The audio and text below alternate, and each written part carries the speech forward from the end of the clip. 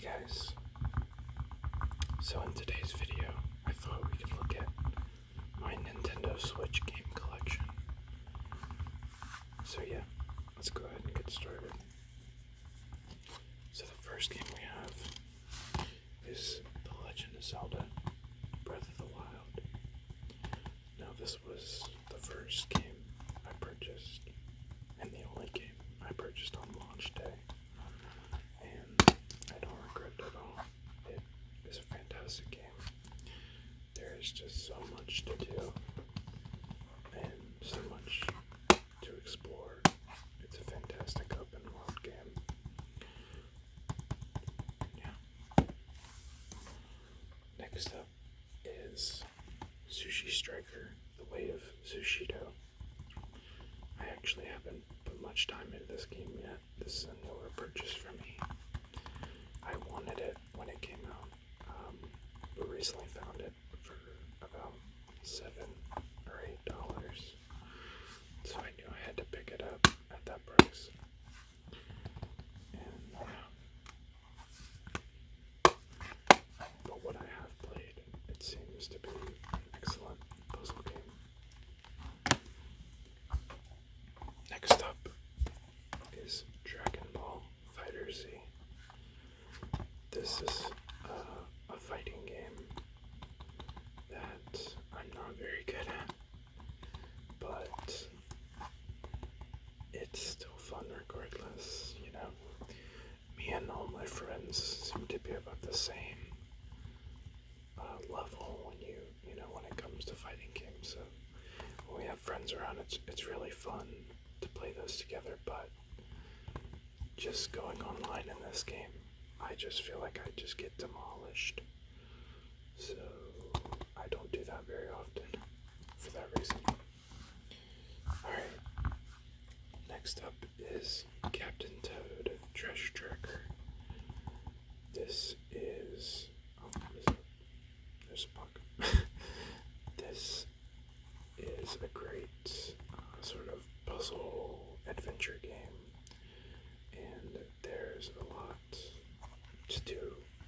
There's a lot of things to collect, which I love personally, and I love that there's a reason to replay almost every level in this game.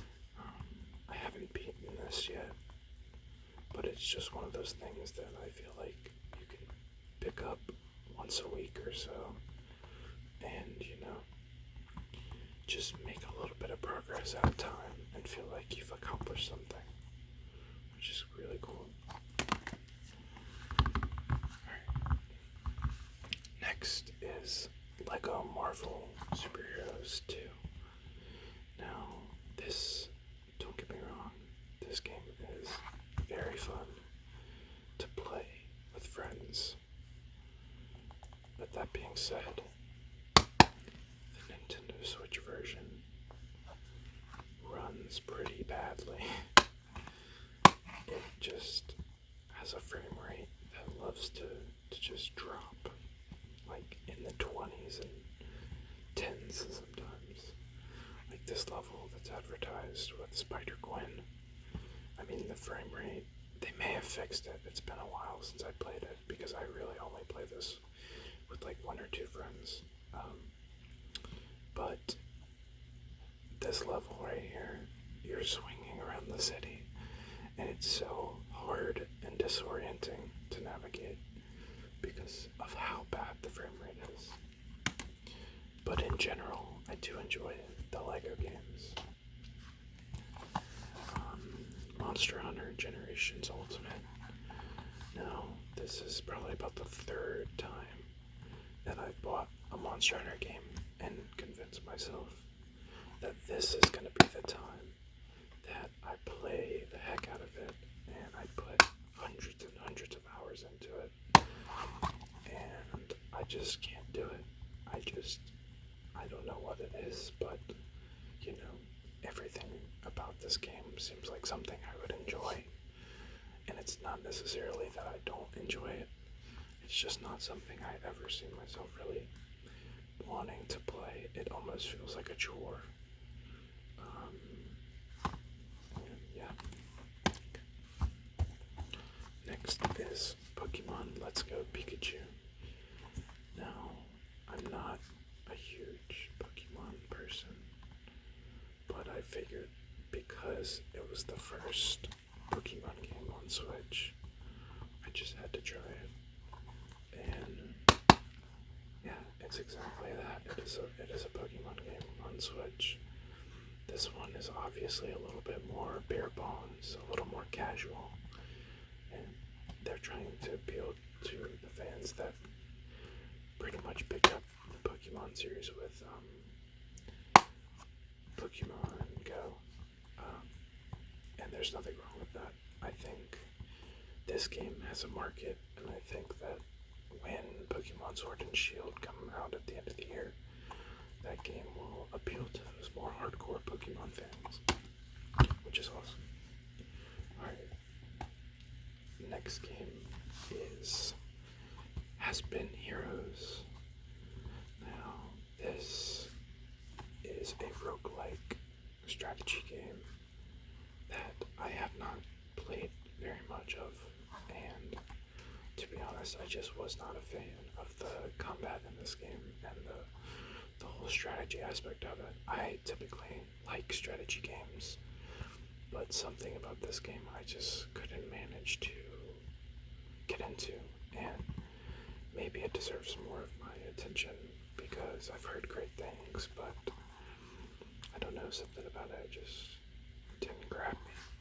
And this was also coming at a time where I was playing a lot of Binding of Isaac, which is another roguelike strategy game, or action game, and I almost expected the same experience or similar style of game out of this one, and that is completely my own fault, because that's not what this is at all. But that's okay. Alright. Next up is Donkey Kong Country Tropical Freeze. This is an action platformer starring Donkey Kong, and you can see, if I open this up, I actually have it turned around to feature my main man, Mr. Funky Kong. But you know, I actually haven't played this one that much either. I have been playing through Donkey Kong Country Returns on the 3DS, and so I just figured I would want to finish that game completely and 100% before I started this one, because I knew that once I started this one, I was never going to want to go back to that one. But what I have played of this one, it's very fun, and it is definitely a step up, in my opinion, from Donkey Kong Country Returns.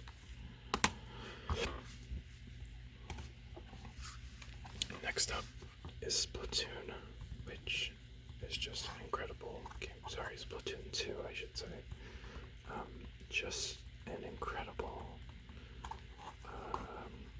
third-person shooter on the Switch, and I just love everything about this game, from the art style and the colors to, you know, the mechanics and the way the different weapons work together. It's just awesome. Now, at the time of this recording, the game actually has one Splatfest left, which, if you don't know what that is, it's essentially an in-game event where each player gets to pick a side, and they fight for 48 hours and determine a winner. And so it's kind of sad to see that this game is not gonna get any more content updates, but just the fact that it's made it this long. I believe this game came out in 2017. This was pretty early on in the Nintendo Switch's life, and you know, just to see that it's still been getting regular content updates 2 years later is pretty incredible. But hopefully we'll see a Splatoon 3 with even more weapons and even more customization options. Alright. Let's move on to our which is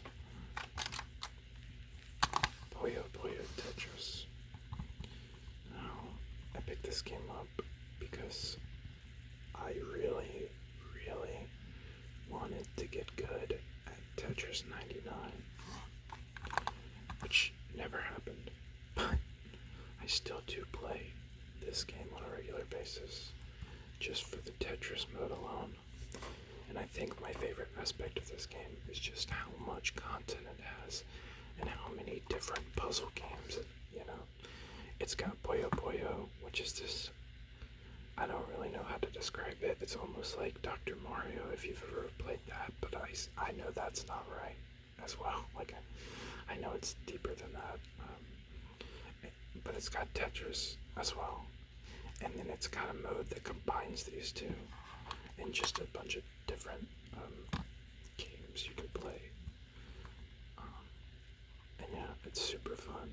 It's a great way to get into both Puyo Puyo and Tetris. And I love this game. Next up, you've got Crash Bandicoot Insane Trilogy. This has the original 3 games remastered. And yeah, it's exactly that. It's the original 3 Crash games, and they're all remastered in HD, which is really cool, and it looks really great.